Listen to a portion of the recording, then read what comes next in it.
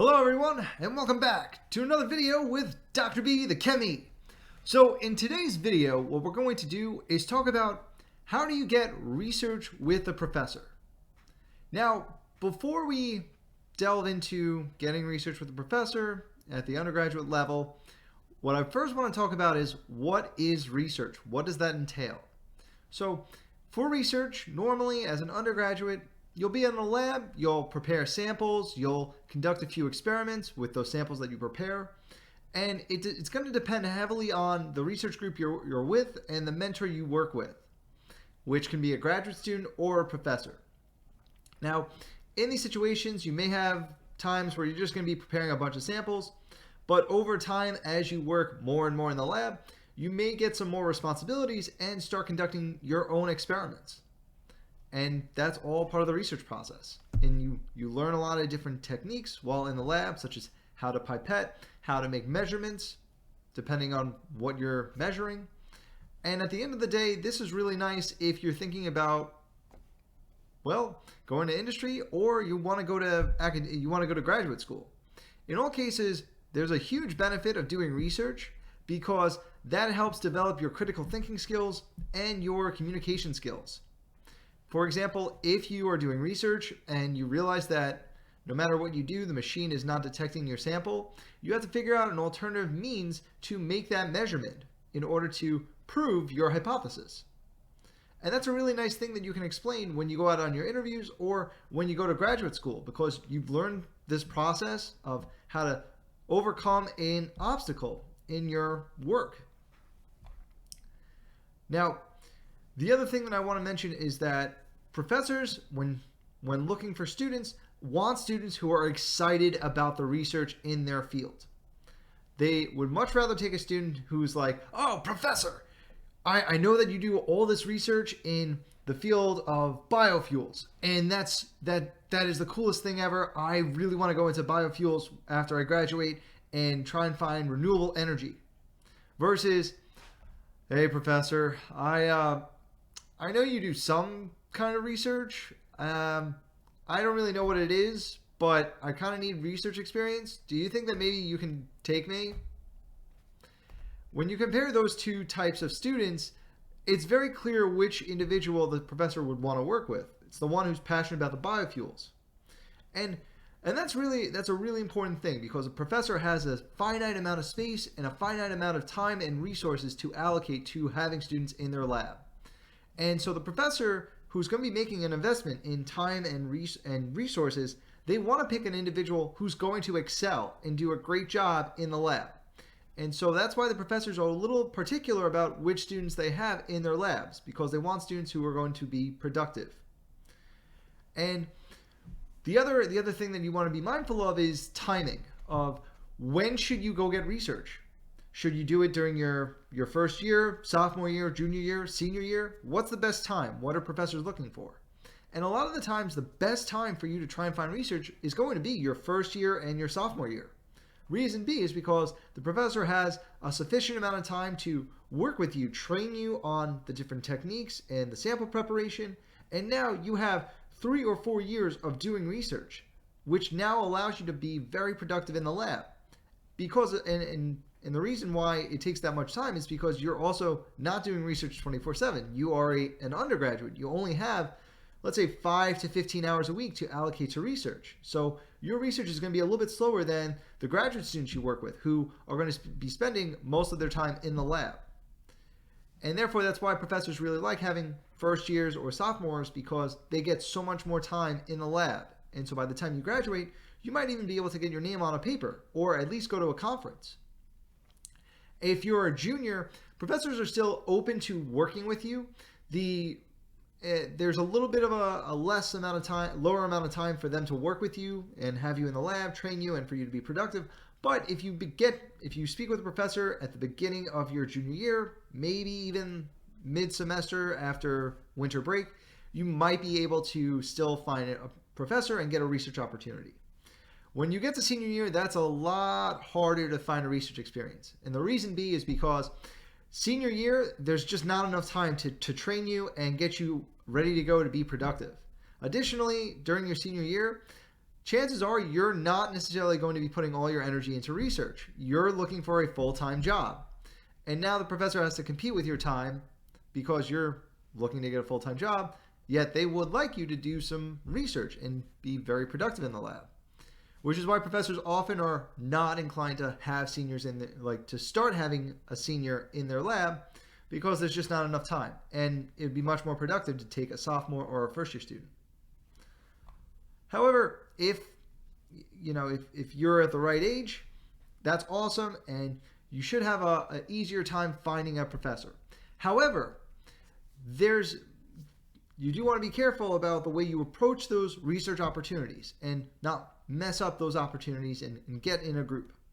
Now, at all universities, there are several different ways you can approach a professor to get a research opportunity. So normally at universities, there's usually an application process or a program for you to apply to get research experience and join a particular lab.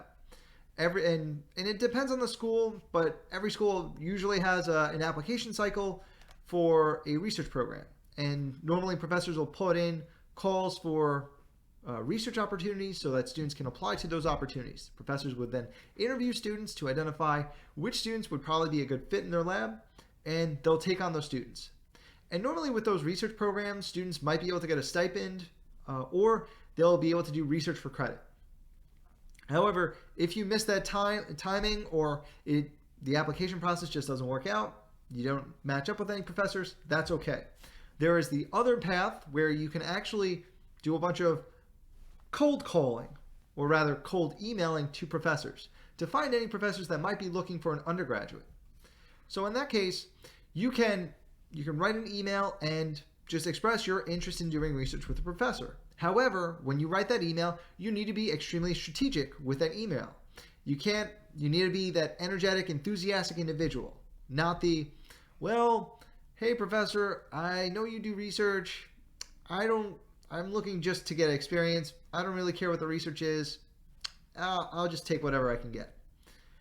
When you do, if you send an email that expresses those sentiments, that's not going to go over very well with the professor. And the professor's going to delete your email and say, pass, I'm good. Because again, they're looking for those enthusiastic individuals who took the time to look into their research and actually know what the professor is doing. And so you want to provide that vibe that you actually really care about their research and you're interested in it and you sincerely want to be productive in their lab. And so in that case, you need to do a little homework on the professor and identify what their research is, what have they been doing the last few years, and start learning a little bit of the terminology that the professor is going to be using. So how do you do that? Well, what you're going to do is two things. First, go on Google, type in the professor's name, type the university the professor's at, and what you should do is end up at the faculty page.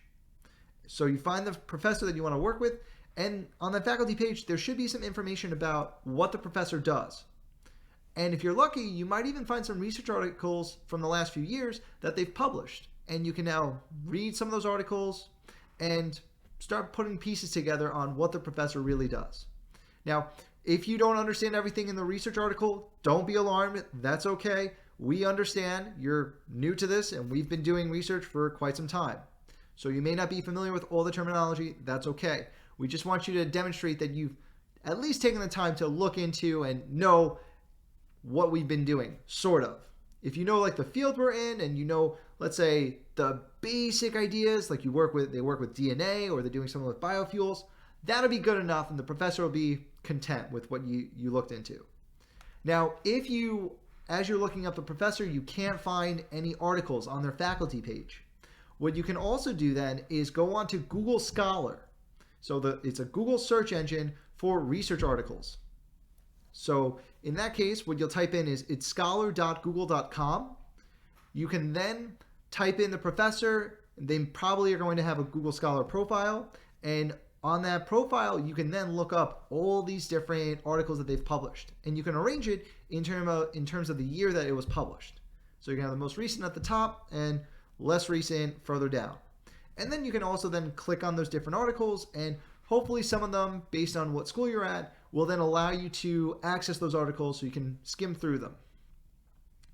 So after you do your homework, you know a little bit more about what the professor does, you read a couple of their articles, you're good to go, you're ready to now write an email to the professor.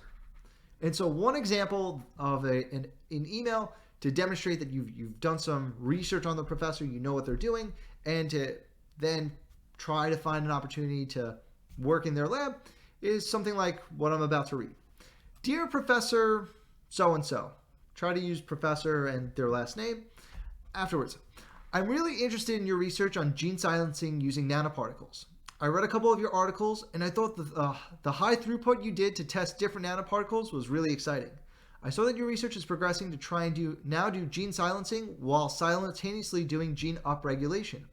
I'm really passionate about this research as it aligns with my goal of pursuing a doctoral program and then eventually working in the pharmaceutical industry to work on manufacturing biologics.